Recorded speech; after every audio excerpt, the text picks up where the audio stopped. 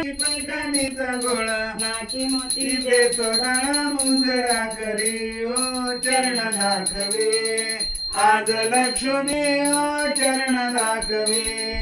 गुरुवारी शुक्रवारी भक्त तुमची सेवा करी गुरुवारी शुक्रवारी भक्त तुमची सेवा करी पालकी वरी ओ चरण दाखवे